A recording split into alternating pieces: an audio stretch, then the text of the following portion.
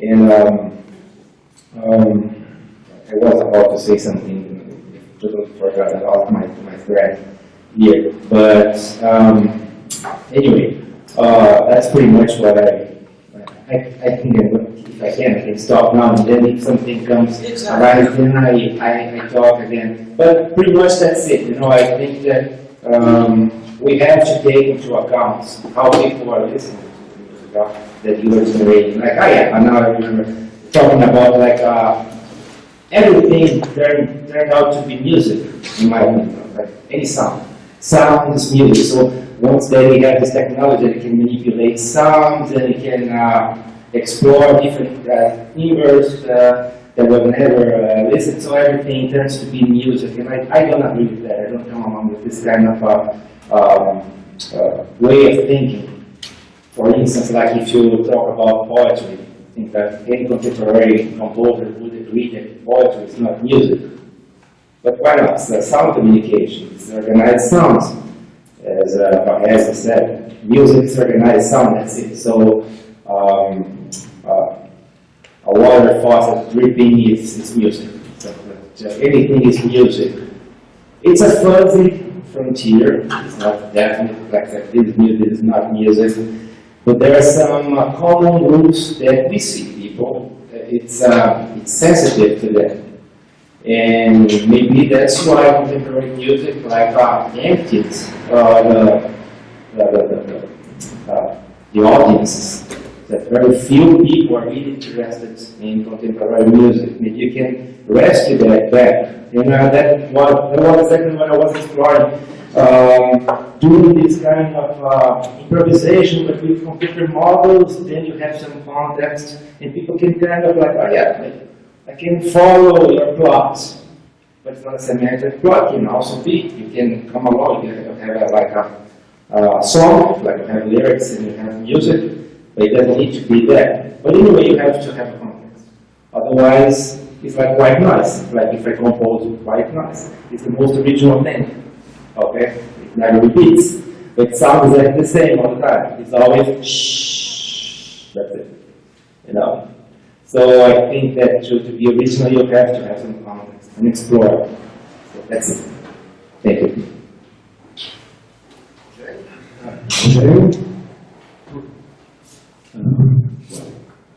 Good morning, good afternoon. I want to thank you for the invitation. I'm very glad to be here.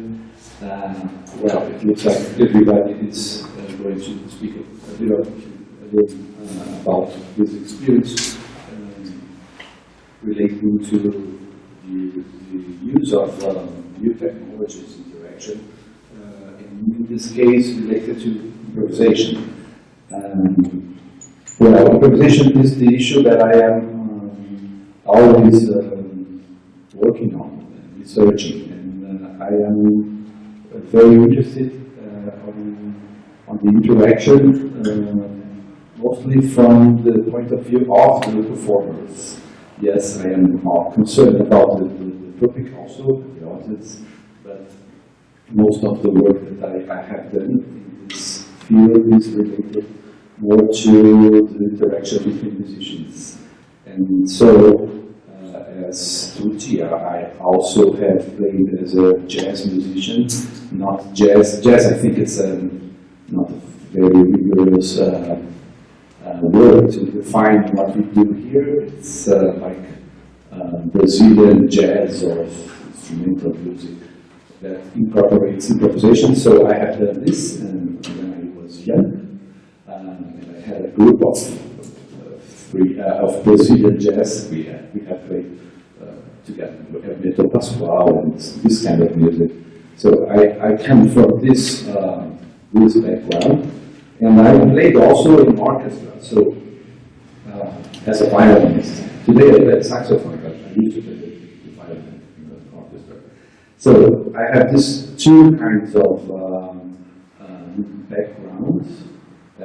And I was interested in composition also. So my concern was to find a way to integrate all these activities as a composer, as a performer, and also as a music educator, because I work with children, I was very concerned about education. So my research began with this kind of preoccupation, and soon I developed lots of different works and researches that try to connect this kind of these activities. In my master dissertation, I made a kind of a panorama of the improvisation through time, through history, and composed a piece, an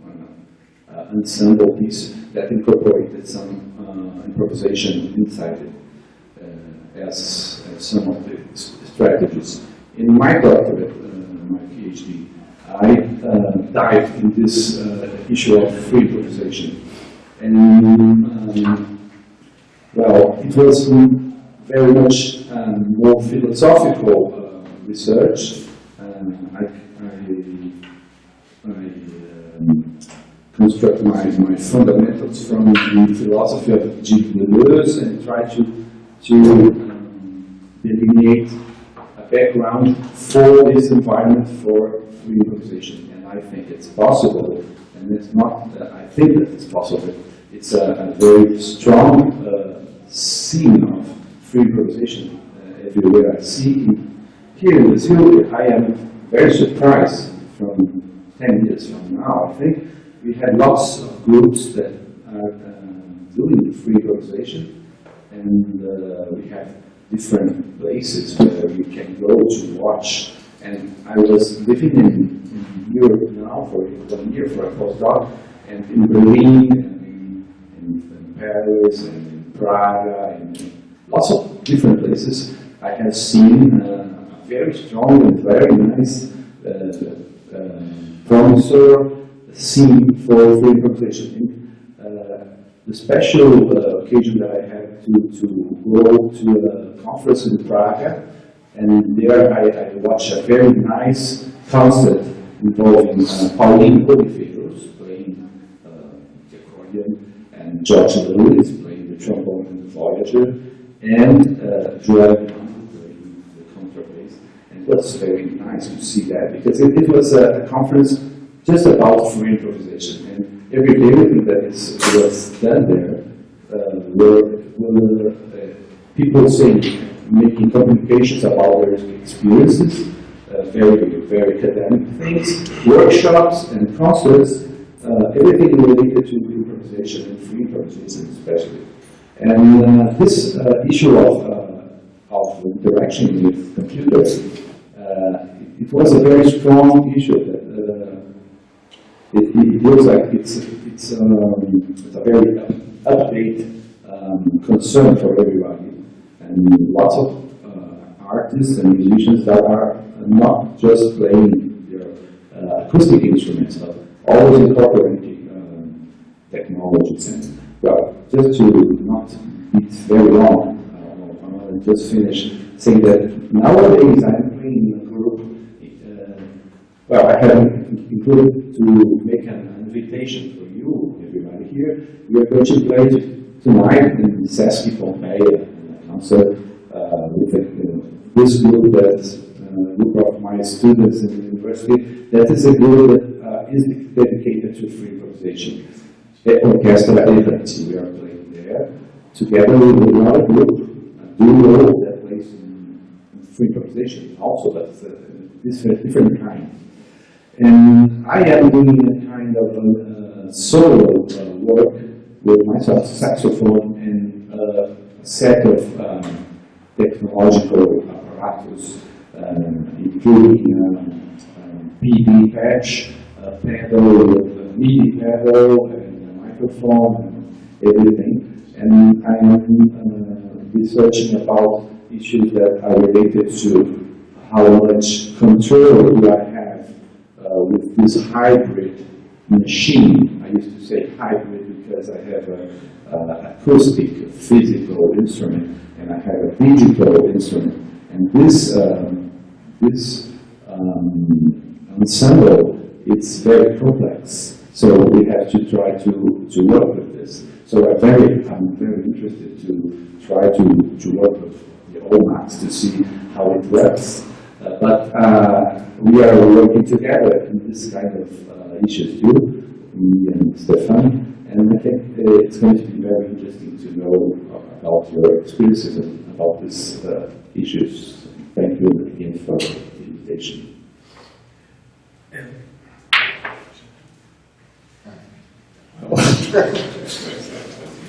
Many things have been said.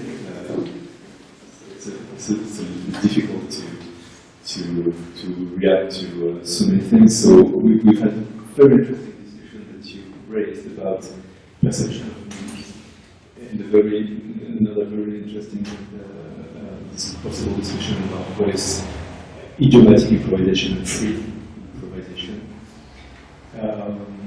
I've been working for many years with contemporary composers in Paris, and so I'm very sensitive to the issue that you raised, which is how can contemporary music in the occidental frame, precisely why I'm talking about the occidental frame, can reach the public, can reach the audience, and not empty the rooms as we see too often, unfortunately. And I've been really wondering what does it mean for a composer to think about the action of his her music on the public, on the audience. So you said something. You said you have to be aware of cognition and perception. That's true, and especially with many interesting discoveries are being made in neuroscience. On the other hand, the composers who were writing in idiomatic styles, for example, tonal music, modal music, or ancient music, they were not neuroscientists. They didn't have scientific knowledge about it. So, why did it work? Talking about tonal system, maybe it worked because they were acting in the frame of culture, of an idiomatic set of rules that had emerged spontaneously. And it had emerged for some reason. Maybe it had some relationship to cognition and perception. But the composers themselves, they were probably not really aware of this knowledge. But they had intuition well. They were acting in a safe. They were acting in a safe environment.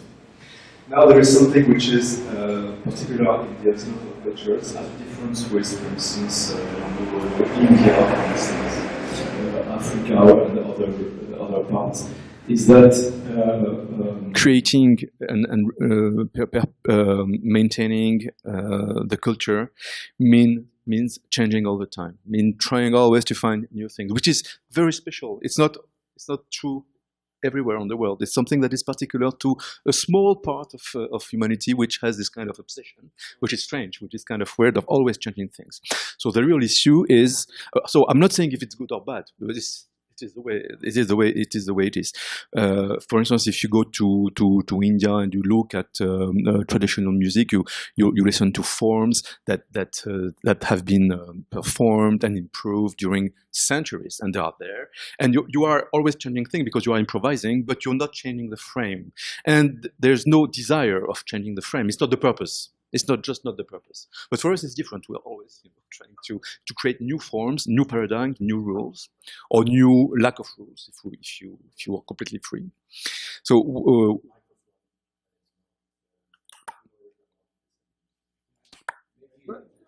it's working. No, the direction. I shouldn't be like that.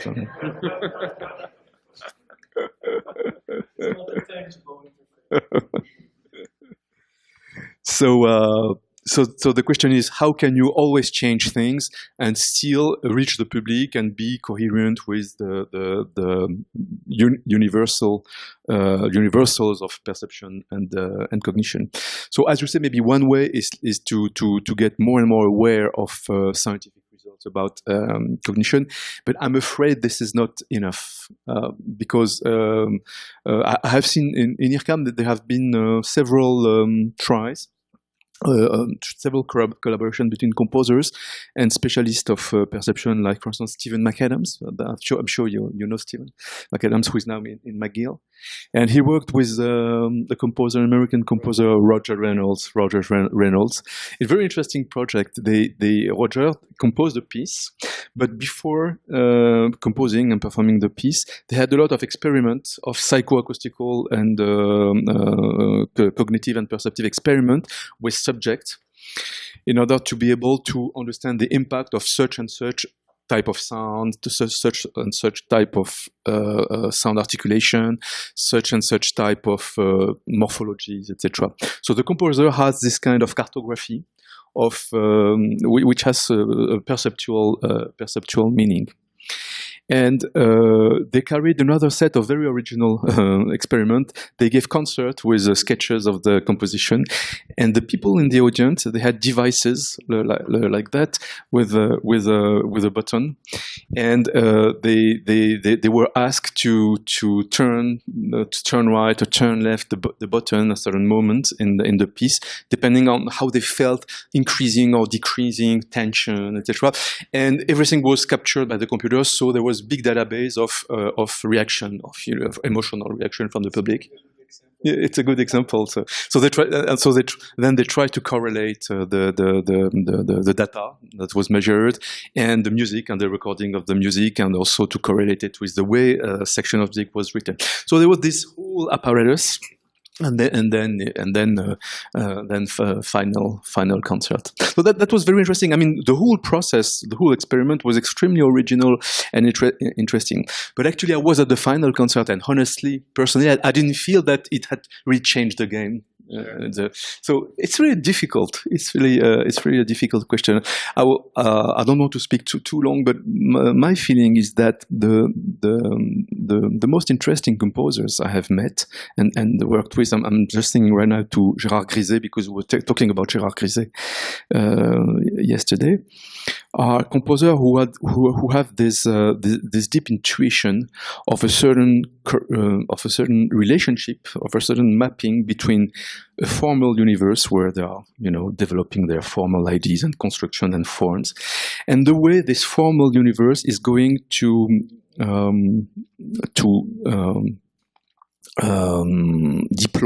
deploy in space and in time during the time of the concert. They have the strong intuition of the relation between the formal universe, the way it's going to dispatch in time, and the way people are going to feel the organization of things in time. That is the evolution, actually, how the audience is going to feel the complexity of the musical setup and the evolution of the complexity in time. And they have a good intuition of how to make this interesting and intriguing for the audience. So the audience doesn't get bored. They're always trying to, they're always moving with the music.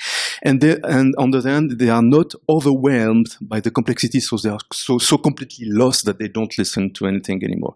So Griset has this kind of intuition, but we don't know how to specify it, to characterize it. We don't know what's happening in the brain of Griset, and we don't know what's happening in the brain of the audience. This is all I can say right now for the moment. Moreno. I think everything has been said. I think everything has been said, so I don't have so much to add. No, I mean, of course, the discussion can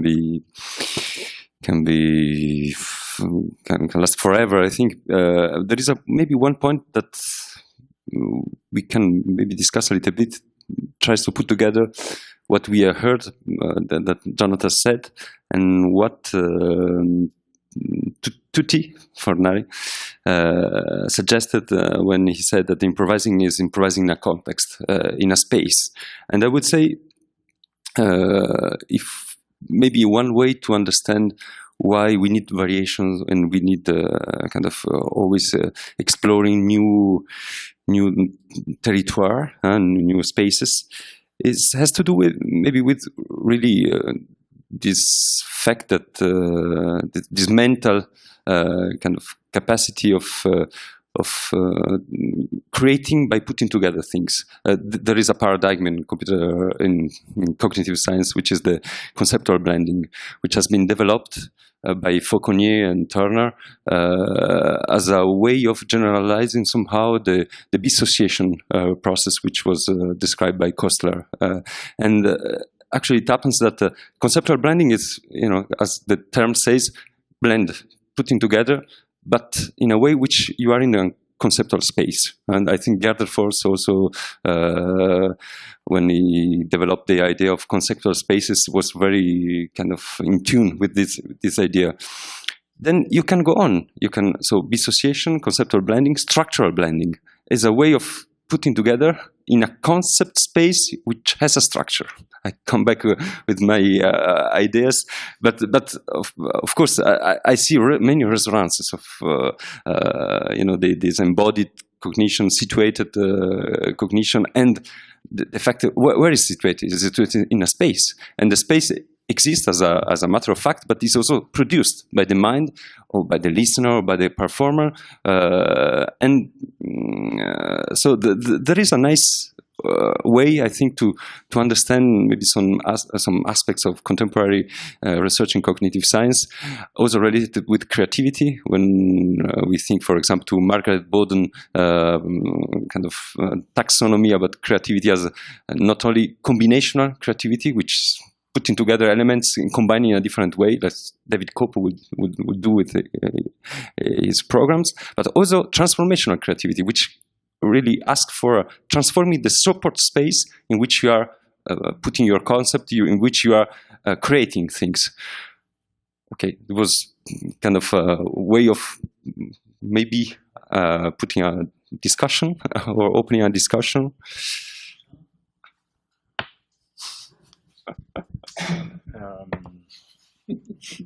No, I have not much to say about these more perceptual aspects of music. As you probably saw, my focus is more on the formal aspects of the compositional processes.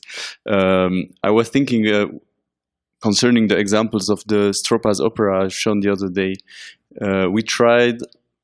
We started the work, we never did it at the end, but we had the idea of trying to correlate all these processes of sound synthesis to how, and the processes of how the composer thinks the sound he makes. So we identified several layers of intentionality in these processes. There is the general story, and then some narrative aspects. I want to express this or that situation with the sound environment he creates. Then some feelings, this character is laughing, is dying, is however, and then there was a level of sound, of pure sound, pure perception of sound. So the composer plays with all these levels, and then we wanted to try to make this listen to some auditory, to the people with the recordings, and see if the things that the listener perceives corresponds to the intentions of the composer. Unfortunately, we just made the study until on the composer side, and we never made the listening experiment. But that would have been interesting, and I'm not sure it would actually correspond, because if you don't give the indication to the listener, probably doesn't perceive the same thing as the composer had in mind when I composed. That's my supposition, but I don't know what someone thinks about it. Yeah, I say something. No, go ahead. Because I spoke too much. No, Somebody, don't. But I, no, but I said No, previously. but you can conclude. No, Just but no. okay. Fine. My point that I did before, and I stress now again, is that I think improvisation as such, it's a good way for understand it. That's my point, my talk, to simplify it. When you have your body in the middle of the computer and your instrument, such experience is so complex, and you take some many aspects of the human life and the embodiment that as a such, as a subject of studying this enough to understand deep questions that they are discussing as you're using your improvisation with image.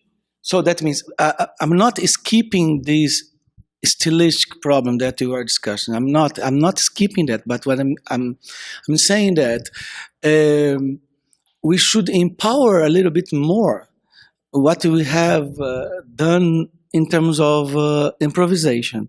As a composer, I have listened to many people say you are a composer or an improviser. I don't think we should take too much attention to that. I don't take. I believe I am a musician. So, and that's make me a lot helps me to live. And I think, of course, the only difference I see in that, and I think is interesting, is the difference that Richard Orton took in the early 70s, before the organized sound comes out. He did a very interesting article about talking about the time, or the cycles or build up. He said that the difference for me is how long is the cycle of realimentation is take place.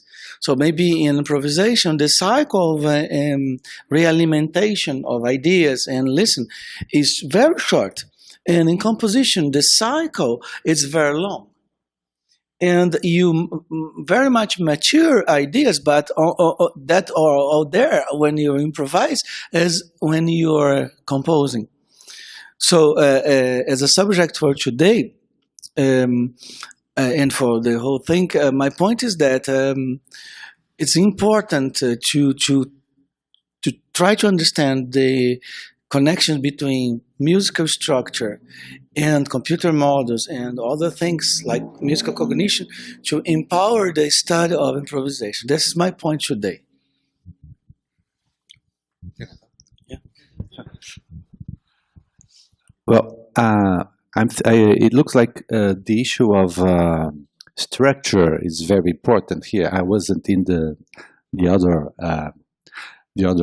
debates, and I was watching some of the debates and the conference in the streaming, but some of them I missed.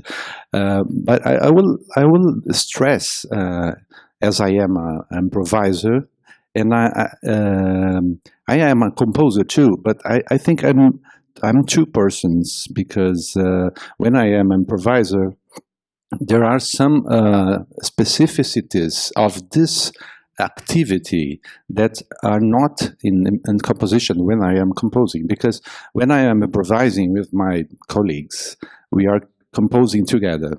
And there are some issues that are related to this environment that brings the idea of uncontrolled, because I don't know really what the other guys are going to play.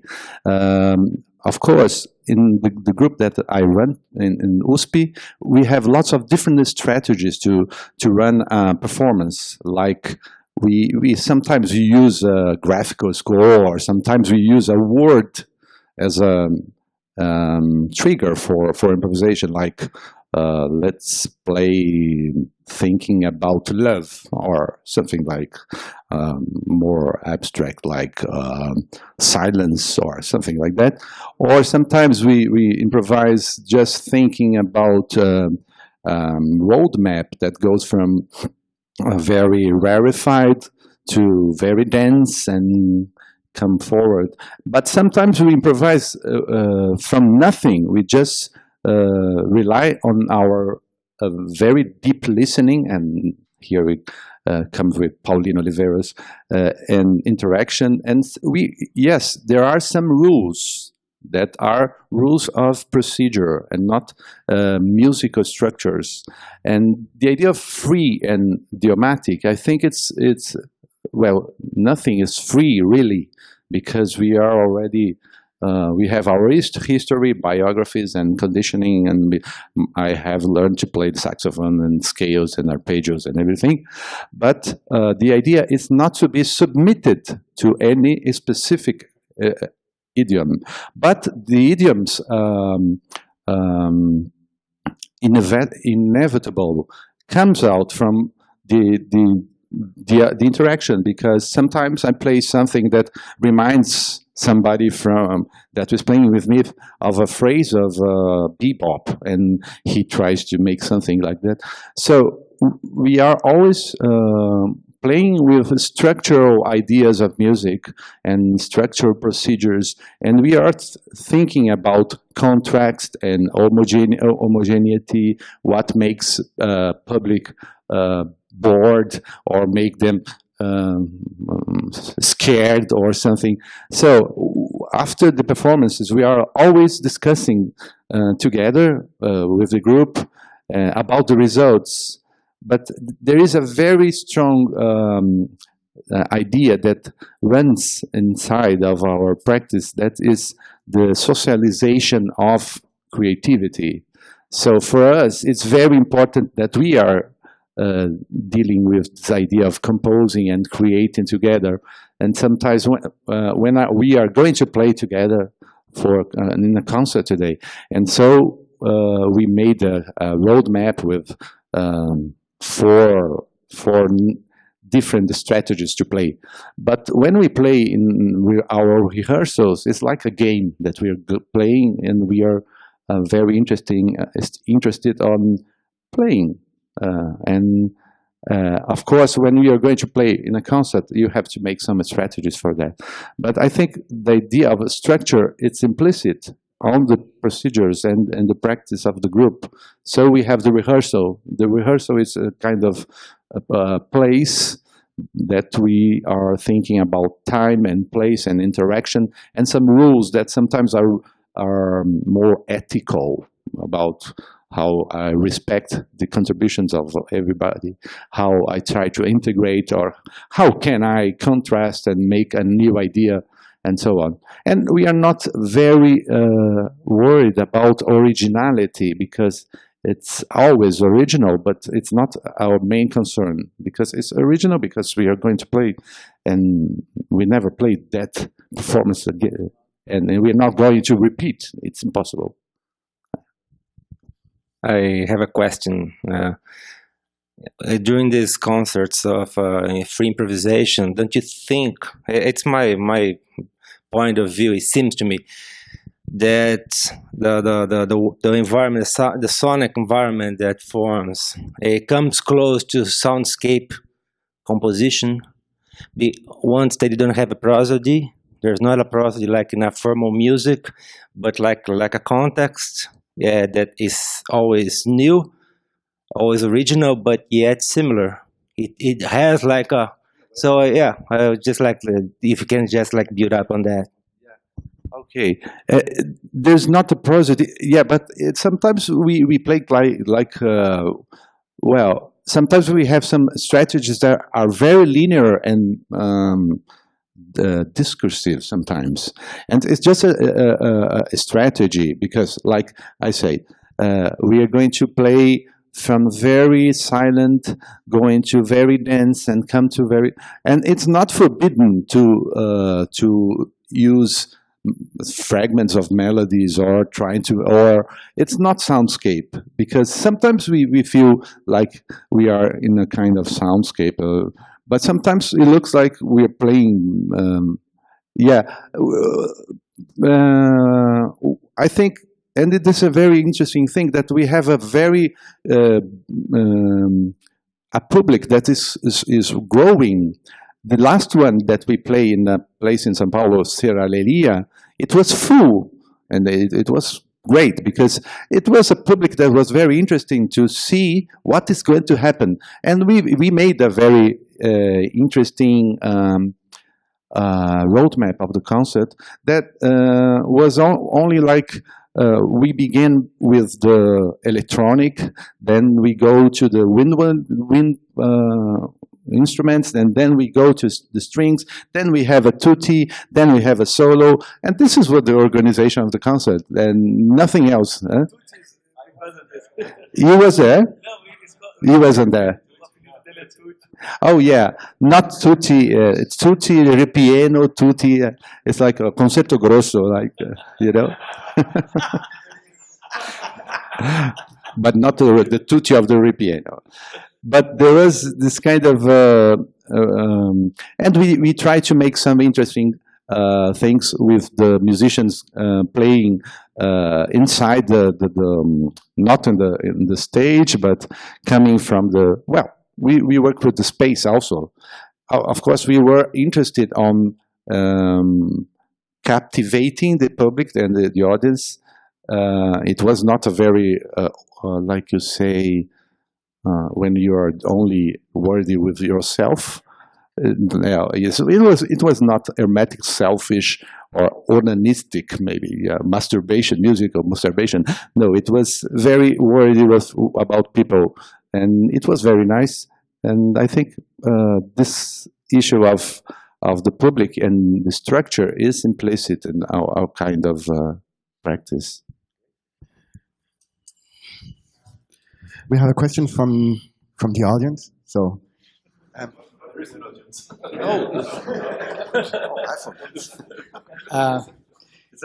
for any of you, suppose that you are in your home, you never heard about Schubert, okay?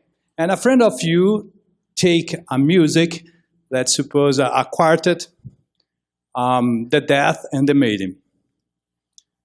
Would you believe that music comes from an improvisation jam?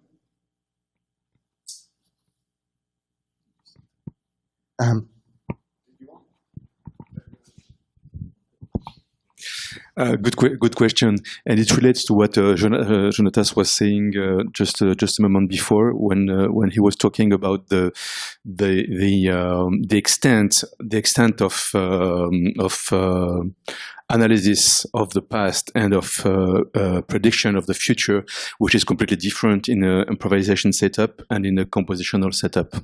And this is where the difference lays. So because we are doing computer systems that simulate the improvisation phenomenon, we have been thinking a lot to this question. And in our model, we incorporate this notion, which is very, very true when human people are improvising. So at a certain time t, you have a certain window of time directed toward the past, which is the extent of the material that your brain can analyze in order to take decision. And then you have a window oriented toward the future, which is the extent of the impact of your decision. So your decision could have an immediate impact, or have an impact in 1 minute or in 1 hour.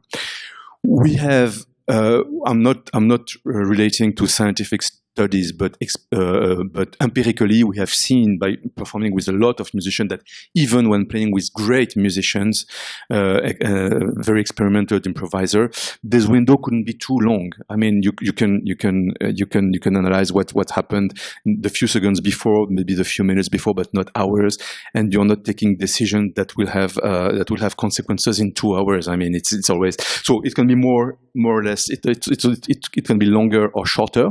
It can be combined. This is not to be confused with all the material, the organization of your musical memory, because when you're improvising, you are drawing many elements from your musical memory, and these elements may come from very far, from things that you learned 20 years ago, for instance. It's a different matter. I'm talking about the time frame analysis of the real-time process of the performance, listening to yourself, what you are doing, and listening to the fellow musicians. Of course, it's very different in the composition, and this is the interest of composition. You are absolutely free. So you can take a decision, for instance, at the beginning of the score that will have some consequences, maybe at the end of the score, which could be very long, which could be 1 hour long, or 6 hours long if it's an opera, 4 hours long if it's an opera. And you see many such things in Wagner, for instance, with recurrence of themes, leitmotifs, etc., etc. So to answer to your question, no, I think you would see that it's not improvised because you would perceive the difference in these particular time scales. So there is a. Sorry? Because the structure is more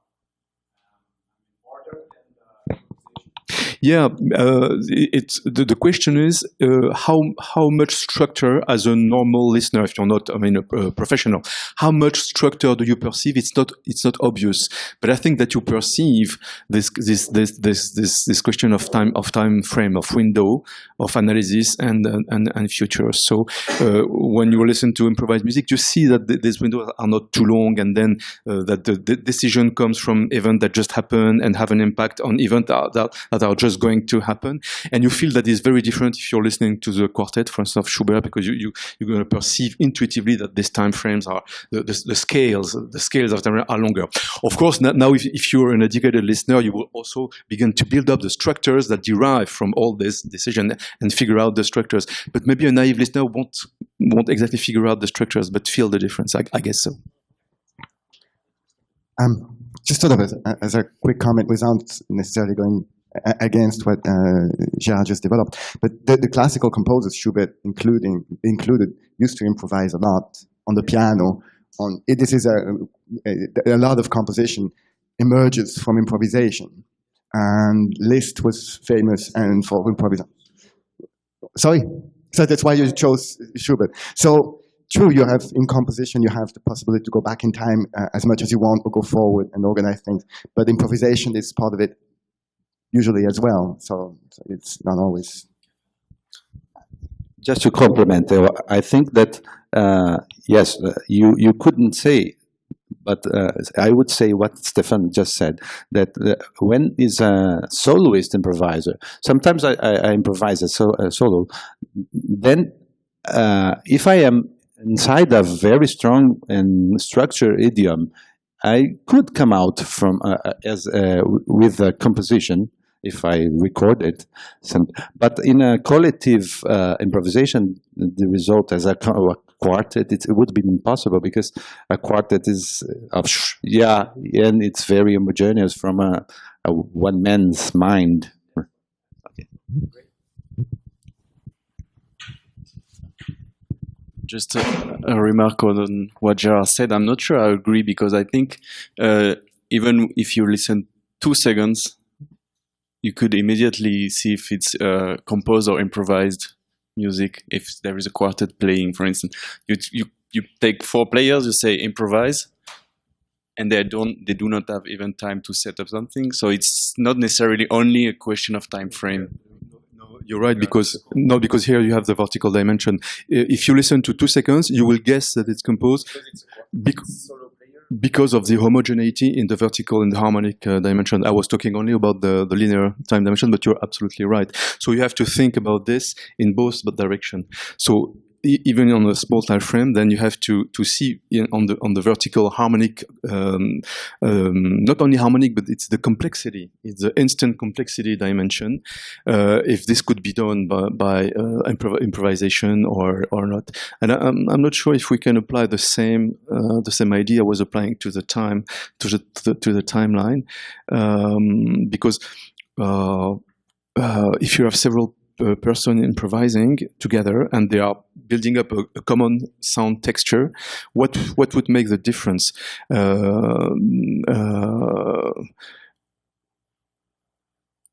Okay, I know, because locally, if you have several people playing a texture, it could be just as homogeneous as a nice sound of a quartet.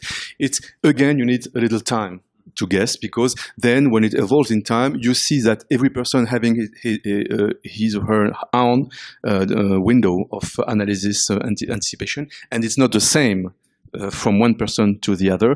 There is very little chance that over a certain period of time, which can be short, the coherence may be kept. And the point is that in improvisation, it tends you tend to have a discourse which is much more fluid and flexible. So again, I think you need some time. I mean, if you take a too short window of 1 second, maybe you won't be able to decide. This is what you say. It's really interesting, because I think we didn't plan that, we are improvised, but the subject that is raised here is exactly what's going to be discussed tomorrow in the round table, time in music. It's interesting that we are trying in some ways, I'm happy about that. I'm very happy. So, but let's put a little of this in discussion about improvisation and written musical models. So, I think we can see the time in at least in two major perceptual levels: the macro level, so and the micro level. So that means sometimes I think people are very keen about it. People perceive the micro and the macro time very well. So, and I think when we are improvising, or whatever instrument we are using, we deal very nicely with this small time proportion that we have in our hands. We have in the keys we press. It's always physical. So, and I connect these physical properties of the instrument with the concept of embodiment. And I think the perception of the time is somehow correlated with a very interesting concept from Gibson, from the visual, that's called affordancy. Because what I mean is, for a composer, for an improviser, or whatever, the material that he's deal with has a kind of affordance. What I mean by affordance, the shape of the thing tells the user things about it has to be processed, and that has to be used. So that means when we improvise, so and this goes very well with the and there's this difference scales of time, and I think it's my point here is that taking account the way the material tells us about itself and the way you manipulate it, and taking account of the macro and the micro level, we have this difference between when you have more time to develop the model, whatever is a computer model, written music, and you have less time, but to keep or maintain the argumentation with micro modulation or with a macro set of the network. And when you say the music is, when you improvise the network, it was very good because what I said previously in my talk, the music is the result of the network of exchanging information, and information such is really much the way time is propagated, the perception of time. So. Sorry, I'm talking too much, but it's a thing that came to my mind as you were talking about that, and connecting with the question about Schubert. And I think maybe it has to be also with a music that is based much more in sound than in notes. The tonal system is amazing production of the Occidental culture, I think, and it has a very strong abstract framework. And as we get out of this kind of system, I was remembering about music of Chelsea that is it's improvised but written. When we listen to Chelsea, I couldn't tell it's improvised or written. It's the other side of the coin, and it looks like improvisation as we do. We used to say to feel as a dive into the sound. It is much more difficult to make a structure that you don't have a abstract frame of the notes, and you are dealing with physicality and embodiment, and you just diving into the sound. And the groups of improvisation are very much doing this kind of thing. We are diving into the sound, and it's if it comes some phrases that remind us of tonal system, it's just as a evocation. So I think this is it. Ok, tem pergunta?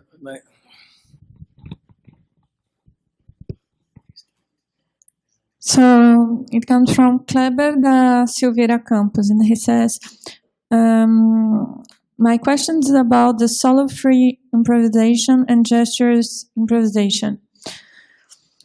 He's developing a survey on the study objective to begin the process of creating a taxonomy of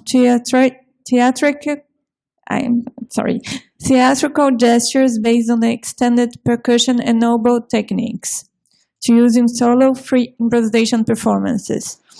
The character of the sound created in the micro gestures utilized to execute the techniques inspired the movements. This definition is based on 3 types of gestures: musical, incidental, and theatrical gestures used for improvisations, and expanded. Techniques are taken from individual experimentation at workshops within the context of free improvisations, and then recorded and analyzed. So my question is, I would like to know the opinion of someone in the table. Once you have created a taxonomy with predefined parameters and used in improvisation, does improvisation, even predefined as being free, cease to be free, and would idiomatic by having these predefined parameters? Or would configure parameters not defined, in this case, one idiomatically? Or the sound emerging result of these parameters can be considered free, but based on an idiomatic language? Someone? I have one comment, not an answer, because the first video I showed you in my talk this morning was very bad, but the performer there was Kleber. Yeah. I'm very glad to have you here, Kleber. So I'm not strong enough to answer this question. But maybe I can explain, because I know a little bit what Kleber is doing, because he finished his PhD 2 years ago here with a nice thesis.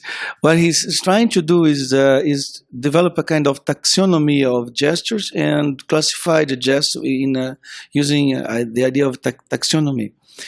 And I think what his question is, when you have this classification, you have this taxonomy, the result of this is not any more ideomatical? Is it free? And it's somehow how you combine, how you define a kind of, if you define the taxonomy, use the taxonomy, is that ideomatical, quasi? I would say it's quasi ideomatical. I don't know. I think it's a kind of, you establish a kind of language. Well, I'm not sure, but this maybe ties to the whole discussion here. That when you have on the one hand, idiomatic improvisation is shared by a greater community. It's something that you learn and it is transmitted, and there's a tradition usually. And then free is sort of the reaction, quote unquote, where you say, okay, let's do with all this and just improvise freely without any pre-established rules. And probably what we're exploring here, particularly now with new technology that allows to define new sets and new rules, and this pursuit of originality can be made more defined or refined and have some category that's in between. It is structured. It can be structured in various ways, mathematically or with computer algorithms, or with various types of environment in which you're immersed, or with way of transforming your own sound. And so you have a whole array of possible types of improvisations that are neither idiomatic, neither completely free, and sort of rendered possible in part by new technology. So I think that would be my sort of reaction to this dichotomy that is no more a dichotomy. Tucci, you want to? Yeah, just briefly. Any scientific model, like taxonomy is a scientific model, is incomplete, infalsible. So those are the bases of science. So anything can turn out to be proved wrong or incomplete. Incomplete is always like that, but you can always have a better model for something like that. So that's the problem of taxonomies. That's it.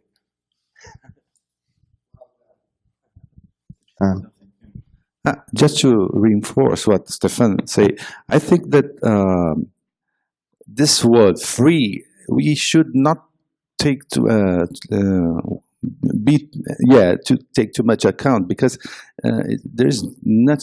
I don't believe there is such a thing that we could call free improvisation. Derek Bailey, the guitarist that wrote that famous book about improvisation, he used to say that it's not possible to make a free improvisation unless you don't play with the person more than once. Because if I play second time, because I'm already know his kind of, and he used to detune his guitar to play everything as the instrument were new. And I think that what Stefan is saying, that we have lots of different degrees of more freedom, and if you have a taxonomy, I think it's much similar to if I study saxophone and I make a chart of all the different kind of extended techniques that I can use, and I start to improvise, and it could be called free improvisation, even though we don't want to use this word anymore, but it's word spread. So I think it's taxonomy is very similar to a kind of study that you can make with your instrument. You try multiphonics, lap tones, and all this kind of new techniques that you can use. But when you go to performance, if you don't have a plan, if you don't have an idiom that is socially and collectively shared, yeah, it's not non-idiomatic.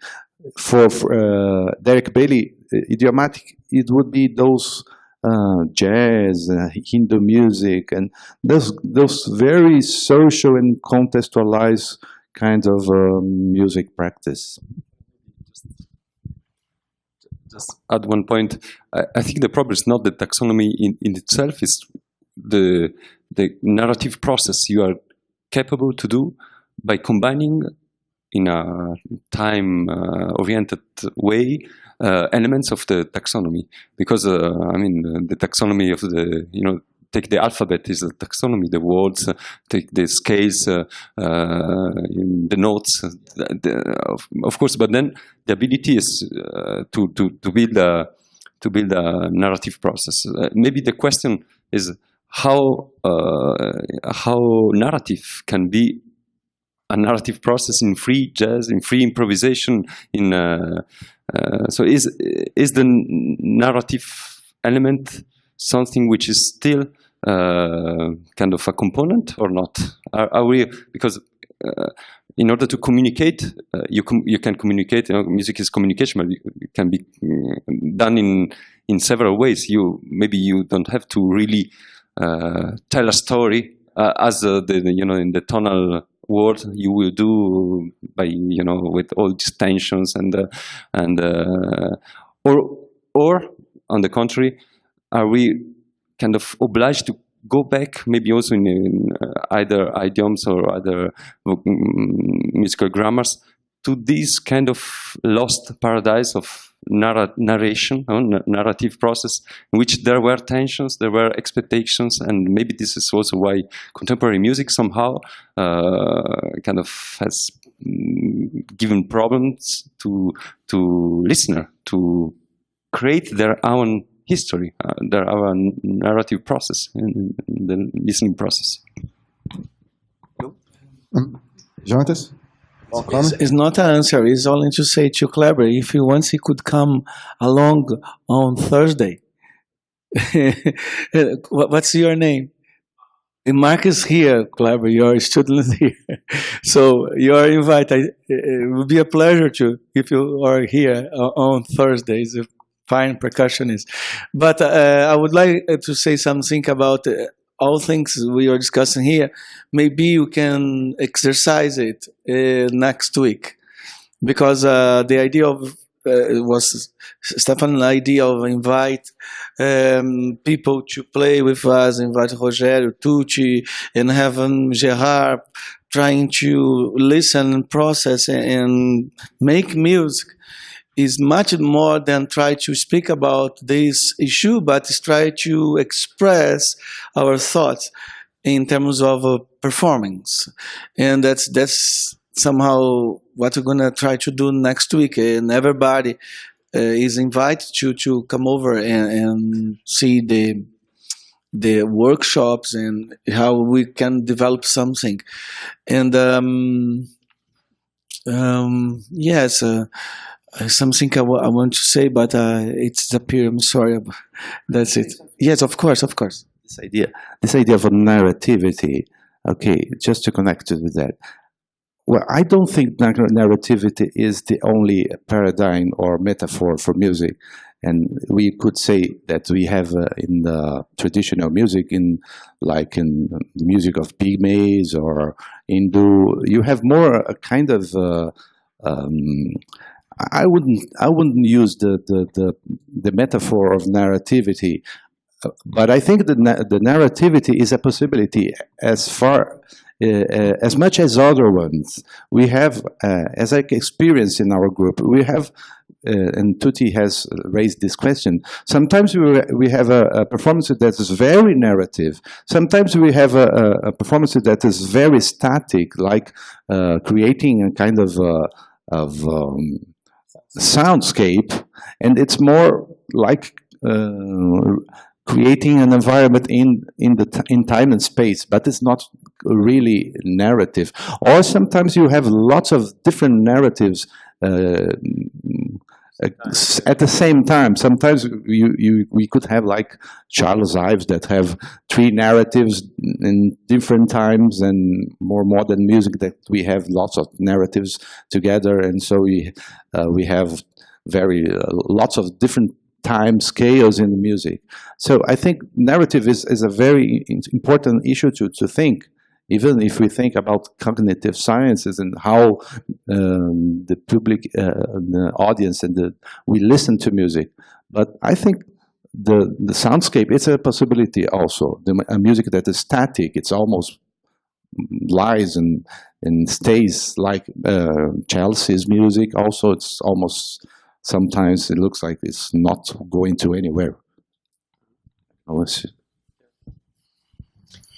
Shall we? Are there more questions, reactions from the audience, internet as well? No? So the time is running out. I think it's time to wrap it up. We can continue, of course, the discussion informally, and why not over lunch? I think it's time to go have some food. And well, thank you very much, everybody. Thank you for the audience, and we'll see each other again at 2 o'clock for Gérard Assayag's class or lesson. He will be talking more extensively about the models that are being used in interactive improvisation. And so, well, thank you very much and see you very soon.